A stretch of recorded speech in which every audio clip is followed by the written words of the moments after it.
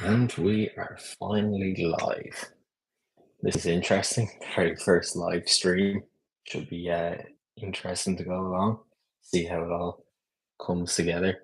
Didn't expect anyone to be on it, so we'll see what happens here. But I really wanted to set up these streams to create engagement with you guys, my subscribers. The reason I'm doing this funny, like I'm just so distracted by the eye lines. I can't focus with cameras up here and down here. This is myself. I'll have to get better at that. But going back to what I was saying, the reason I set up these live streams is because I wanted to nurture the 2,000 subscribers that we have at the channel. And I felt that, you know, making videos monthly or weekly was not working so much for the channel and how to go forward into the future. So I thought the best thing to do would be to get you guys more involved in the process, have chats, discussions, bring people onto these, and then in the future, use the feedback from these live streams to get better content for the channel, better ideas, how to move forward. So, like, the idea for this stream is to really talk about the future of Bond, and this channel and where to go from here. Hopefully everyone can hear me okay. All that one person in the audience. uh, Obviously, putting comments in more than welcome. The whole point of this is to get people more involved in the streaming process. The format, brilliant, Nathan.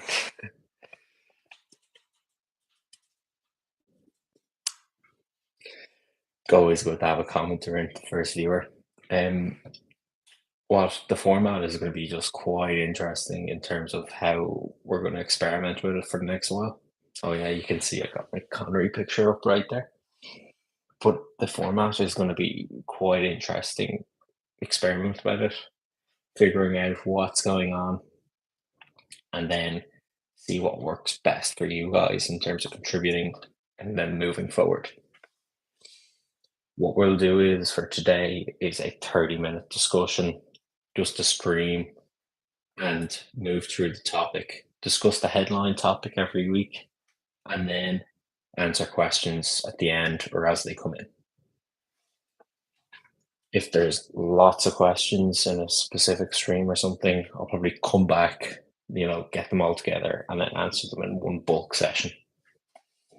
So that's kind of the format. We're, 3 minutes already. Moving in. Obviously, Nathan is here. So if anyone else is watching and wants to contribute, I'm going to move into Bond 26 and kind of my thoughts on the future James Bond and what they'll do with this next film. And really my speculation, because at this stage, when you hear anything about the series, it's speculation. Very few people are on the inside of Eon and know exactly what's going on. So I'm not one of those people, so I'm just speculating like you guys. So we did that poll yesterday, and the results so far are quite interesting. I might make a quick video on that during the week. But what I'll say, when you look, it's kind of neck and neck between Aaron Taylor Johnson and Henry Cavill. I always thought Cavill was a number one, but Aaron Taylor Johnson is definitely catching up in terms of public sentiment. Might be because he's a little bit younger as well. People are just kind of interested in that type of person being Bond now. Fassbender, not number one. My bias towards having an Irish Bond is obviously taking over. That's why he got in. So maybe we'll take a look at that poll again, add some more people, give people a longer window to answer. I think my idea of a Fassbender back-to-back Bond is very up in the air and not likely at all. I'd say if you went down to Paddy Powers or whatever bookies you guys have, you wouldn't get great odds on it in terms of the probability of that actually working out. However, my Nolan theory is probably more realistic. I, for those who haven't seen my video on this, I was going to say that what's happening with Eon right now and how quiet they currently are is really because they're waiting for Christopher Nolan's Oppenheimer to start ramping up in its media cycle. If you look back on the way sometimes studios have announced this sort of thing, the best example is J.J. Abrams and Star Wars. Back when Star Trek Into Darkness was ramping up its media hype, they clearly coordinated with Disney the announcement of JJ doing Star Wars because you want to build hype for the movie that's currently coming out. And I wouldn't be surprised that if Warner Brothers were talking to Eon and things and going like, look, if this is going to happen, please do it a month in advance of Oppenheimer because it will really build hype for our picture coming out. And there's probably some behind the scenes deal that would happen there if they're working with Christopher Nolan. The Christopher Nolan thing has always been interesting because his name was thrown around during the Craig era, but it's one of those things where when you actually listen to Nolan, he wasn't very interested in working with Craig's Bond. I think it's because he had a vision for what he wanted to do with James Bond specifically. So working in the Craig era would very much have limited that sort of influence and creative control that he wanted. And that Danny Boyle thing really probably was a great indicator of how Nolan could have went too, because it was creative differences really I can think now looking back on it between Craig and Boyle that led to that whole relationship falling apart. So you can watch my Nolan videos. There's a good few in there, and they're kind of excerpts as well from previous interviews.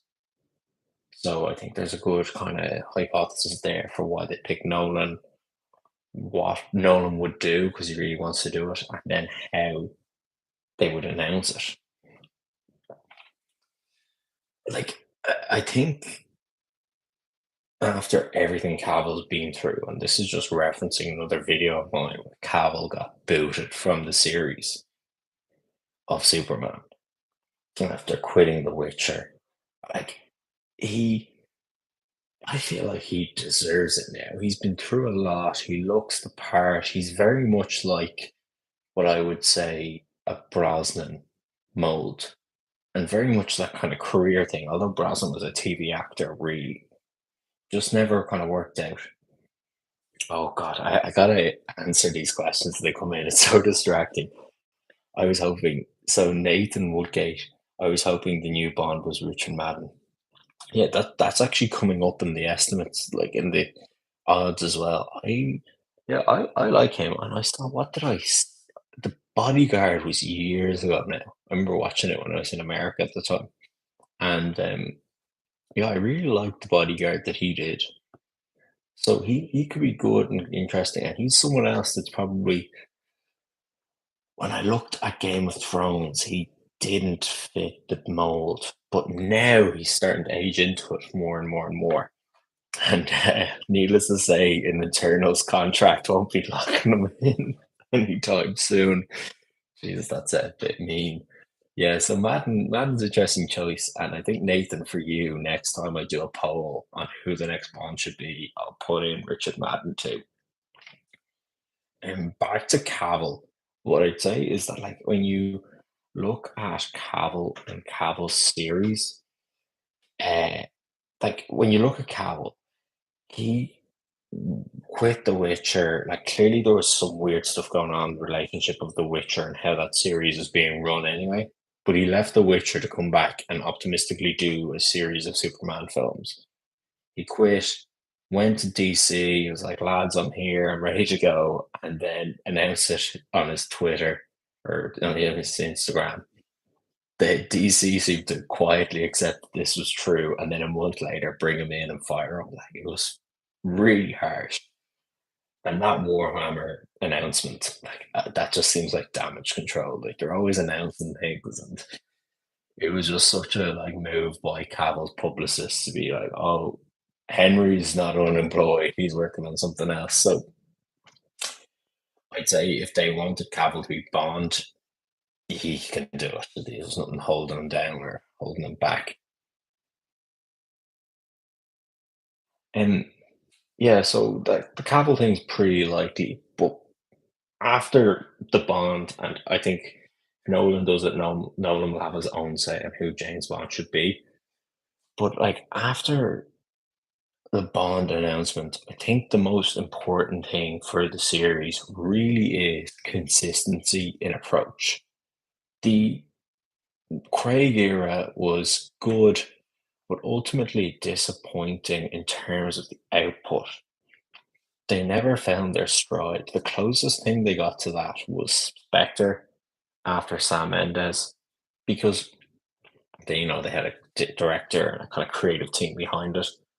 And that movie kind of creatively fell apart in the third act too. So Quantum of Solace, they very reactionary, made it straight out to Casino Royale, tried to do it again, it just didn't work, and then led to that 4 year gap. Obviously, the MGM bankruptcy had something to do with it, but what I think we want in the Bond series is a return to Bond films every 2 years, maybe three, maybe three. We'll take three if we can get it, but yeah, the Bond series every 2 years was consistent and nice, and what it did was it gave them a good window in which they could make a film, prep, do pre-production, write, and then production and release these films. Because when you look at the production of Casino Royale, they started in around January that year, and the film was released by November. So it's tight schedules, but you could absolutely do it. And what you need to do is focus resources on good writing, planning, and then serious productions, directors who could deliver these under budget on time. Yeah, it's interesting. So the series, like, what we want to see is, and I agree with Nathan in terms, Jesus, Siri. When I said Siri, Siri thought I was talking to her. She's always listening. And what's really weird about the series right now is they did that big thing at the end of No Time to Die. And so everyone, and I'm sure Ian are sort of like, now what? Like, despite writing James Bond will return at the end of the movie, the series is kind of gone, how can you return? Like, and fans are gone, how can you return? And the public consciousness is like, how can you return?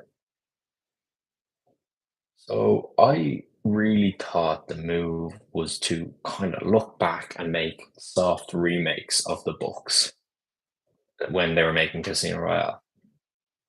Uh, the the going back to remark on Nathan's comment here is like, if you remake the series in a 1953, kind of follow the timeline of the books.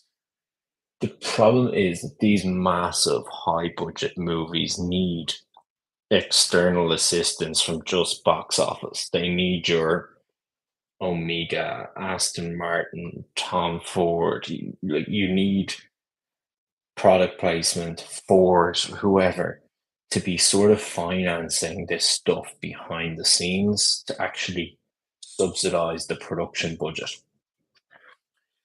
So, and then obviously the tax rebates. And what happens is when you make a period piece, you don't get to make the most of that sort of product placement.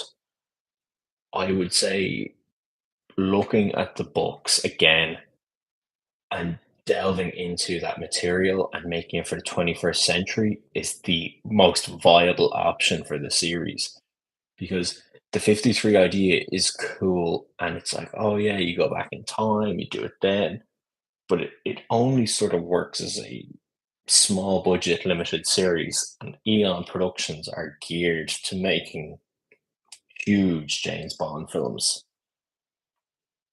uh yeah, Nathan, that's kind of how I feel about it too. I think the modern remake of the old books is the way to do it, and it's challenging because how do you take Cold War stories? But that's why you have good writers doing these. You don't make it interesting; you make it interest. You don't make it like verbatim. You challenge these guys to come up with serious stories. Like Casino Royale is the best example of doing that. They took what was a very contemporary to the time story and took it into that 2006 post 9/11 world. But if they can get to every 2 years, high quality, consistent storytelling, get to see new locations. Like the the common one is that James Bond's never been to Dubai. He's never been to Australia, and they like not really been to South Africa. Like I know there's the diamonds are for everything, but not really. There's plenty of places that Bond has never been to. Tell these classic stories, as Nathan is saying, but remaking them for the modern world. And I think, like, I know it's tough, but Casino Royale is the high watermark, really, for me, in terms of the tone and style of the series when you're making these films for nowadays.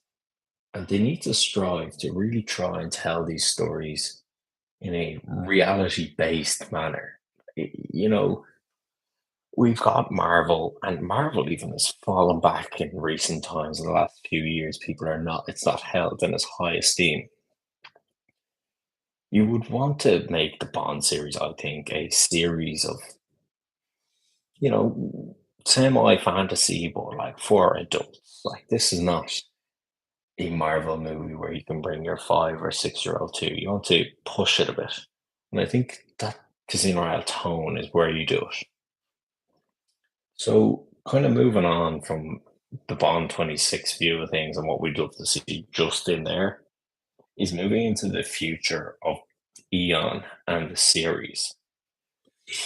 This one is tough for me because I think films and cinema is a superior medium to television, broadly speaking. I know you got your exceptions like The Wire and Sopranos, but you know when cinema hits its heights, like The Godfather, it's never quite as good in television as it can be in cinema. It's different and different mediums, really. Like TV's designed for selling soap. Cinema is you charge someone a tenner a ticket, and good word of mouth gets that feedback. But cinema is absolutely on the rocks, and cinema has to prove whether it's a viable business model now going into the next few years. Tom Cruise definitely is attempting to show that cinema and big cinema can survive this new era. Top Gun showed that the audience still exists to make big money, telling big stories, but they need to proceed with caution. Like these, I know Spielberg and Lucas said this years ago, and it never panned out. But a few of these failures on big studios could absolutely tank the productions and the studios. So I would say that Eon Productions working off this are gonna realistically, like, we're not gonna get a movie every 2 years. I don't think the capacity is in Eon anymore to do that. Like that was a well-oiled machine that Saltzman Broccoli and Broccoli on his own had of turning over these movies every 2 years. And I don't know if the skill set still exists to do that. But what I do think you're going to see out of Eon is a mm, seeking of revenue streams outside of the movies as the movies find a new consistent output of maybe every 4 years or whatever. So I think merchandising is going to increase from the series to offset of the uh, more of the like limited approach to what's going on in terms of output and production for the series. Let's see now. Just write this in.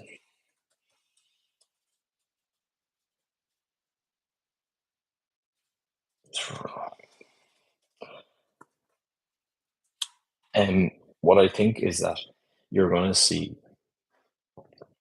that merchandising from Oliver Brown, Crockett and Jones, Barton Pereira, even things like the teddy bears or the mugs, which I don't have on me right now. But if they're only making movies every 4 years versus every 2 years, you're not going to have a approach to you're not going to have that revenue stream. So what they're going to do is they're just going to keep increasing the revenue from outside sources.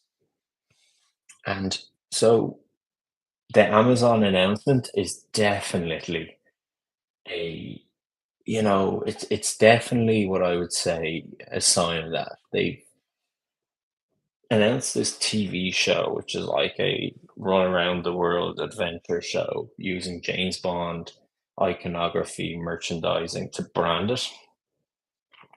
Probably music too, and tasks, and they might even have Naomi Harris show up in it, for example, to deal out a task. What I would say is that the that will increase. You might have spin-offs too. They're gonna keep Bond in cinema, I think, but you might have, like, weird little things, I'm just calling this out of nowhere, but a Moneypenny TV show or a Felix Leiter TV show that will sort of sit in between the gaps in the series. But I don't think the kind of, Marvel Cinematic Universe approach is going to materialize inside this 10 years. I'm not sure about that, especially after the dip in production outputs of TV shows because of the economy. So what you'll see is merchandising ramp up, another Bond movie come, and then potentially they'll start exploring these new ways of making Bond content. And finally, what I think you'll see with the future of Eon is a informal handing over or passing of the torch between Broccoli and Wilson to the next generation. I don't know if it's going to come over in terms of a hard sell, but what you might see is a new generation of people inside Eon Productions to start stepping up and taking forward or taking the reins as such for the series. And what maybe what will probably happen is then you'll see the big changes in the series taking place. Broccoli and Wilson still very much feel that Bond is a cinematic series, and I'd be inclined to agree. But if new people come in charge, you just don't know if those values or ideals are the exact same, and that is probably what will lead into this bigger changes for Bond and the series. I'm not sure what that will look like because we don't know who those people are. I know Greg Wilson, Michael's son, is very much involved at the moment, but we'll have to just wait and see what happens. Michael seems to be stepping back more and more over the last while, and then Barbara will be very much in charge of the series. So that what we've probably come to expect for the Craig era might continue into the next series. But there's lots of questions about what will happen with Eon Productions and then how that will affect the future of Bond. I suppose if Nathan or anyone watching has these questions about James Bond in the series, throw them in below. I'll address them.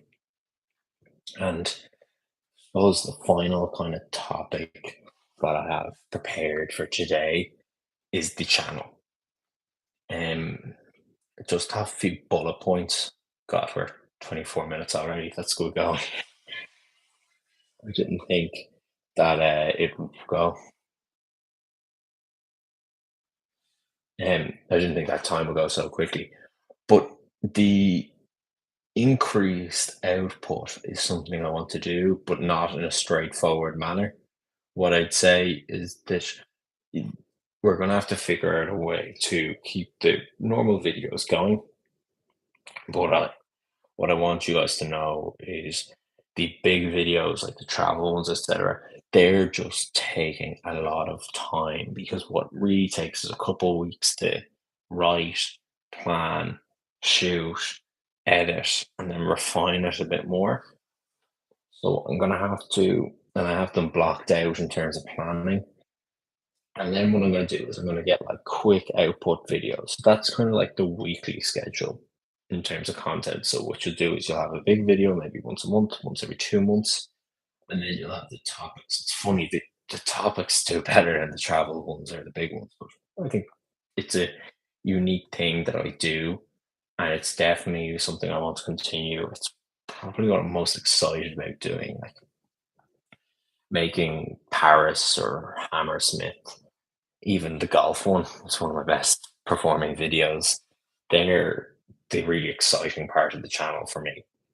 But going back to what I said at the very start of this, I'm setting up these streams so I can engage with you guys and figure out what you guys like about the channel and tailor it to the 2000 subscribers rather than just making things to try and suit the algorithm. I want to focus on use. The live streams will be weekly, hopefully, maybe bi-weekly, and check-ins, and then see how we're doing and then discuss topics. Next week, I want to discuss my favorite Bond locations that I've traveled to. And this would be a great one for you guys to get involved in as well. So commenting which ones you think are best. Where have you been to? And I have locations planned even for this year. So places that I want to go that Bond has been to. That's obviously going to lead to the videos as well. Um, the studio slash office setup right here, we got Sean. That's good to hear, Nathan. And maybe you'll have suggestions of where Bond has been and where you'd like to see next me go. Next week we'll definitely discuss my favorite ones and then where you might have been or where you think we should go. There's Neil. Um, so what I'd say is the office setup, Sean Connery right here, is good. I got a light there, but it just needs a little bit of refining. So I'm going to try and just make things slightly better. I'm using these at the moment. These aren't great for phone calls, let alone streaming, I'd say. So what I need to do is I'm going to invest some time and effort and thought into proper lighting setup. This is the laptop camera I'm using. These are my AirPods. Making this better. So the better it is, the better I can get engaged with you guys. Like hopefully down the line I can get a software, whatever it is, to have people join in, call in, chat, do something like casual interviews. There's a lot of Bond community interviews, but what I would like to see from the channel is casual conversations and then things that would inform it, not from people inside the Bond community, but Nathan or Neil might be interested in one thing that Bond does, so you like pull in an expert in that. And so let's see now. Yeah, the point of this as well is that I've got my notes down here in case you're wondering why I was looking. I don't think we're going to get a movie soon. Sorry for the three W's. I just thought you were going win, win, win, whatever that means. Thanks for commenting anyway. It's always good to not have a silent chat on my very first live stream. Um, yeah, we don't have a movie coming soon. So I need to find a new voice for the channel. 2022 was very much a year of spinning the wheels and occasionally making a video maybe once a month. And that needs to stop. I need to get that new voice for the channel and then push into the future. So this is how we're going to do it. We're going to create a small community inside the 2,000 subscribers, make videos that you guys are into and that I'm into, and then work from there versus just chasing the Google trends. And that's why I'm setting this up and then enjoying the process. And when the new Bond news comes out, we can get excited about that. But this needs to be something of interest for the next year or two before this new Bond 26 news starts to materialize. Um, yeah, as I said, the the next stream is going to be Bond locations, maybe like top three, top five Bond locations I've been to. I'm gonna have to figure out a way to share photographs on this stream software. I'm just using the standard one, but we'll explore that soon. And if you guys have any questions, I see Nathan and Neil are there. Throw them in the chat now. I've already hit my 30-minute mark, but I'm going to be checking out soon enough. Um, let's see.